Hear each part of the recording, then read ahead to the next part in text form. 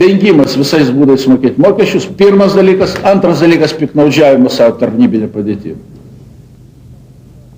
Du dalykai. Ir jeigu mes šito nesugebėsim perlaužti, šitos padėties ir ją padaryti kitokią, nu tai mes visi vargšai būsim. Ir aš manau, kad po šios dienos tokio rimto pokalbio, po mėnesio mes vėl susirinksim. Ir išgirsim, ką jūs nuveikėte atskirų tarnybų vadai per šitą mėnesį.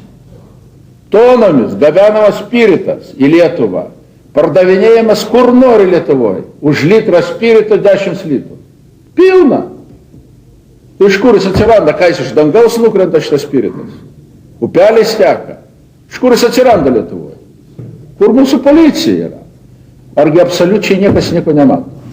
Mes negalim antrus metus iš eilės drebint visą mūsų valstybę.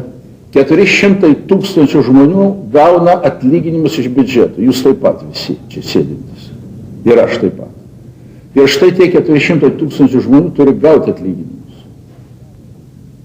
Jie turi gauti tą atlyginimą, kuris irgi nepatenkina.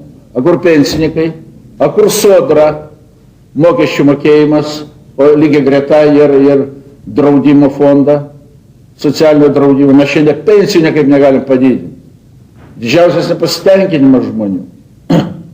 Jūs manot, kad taip įvyks, kad jeigu prasiverš šitie nepasitenkinimai, taip ramiai mes sėdėsim šitoje arba kitoje salėje? Taip nebus.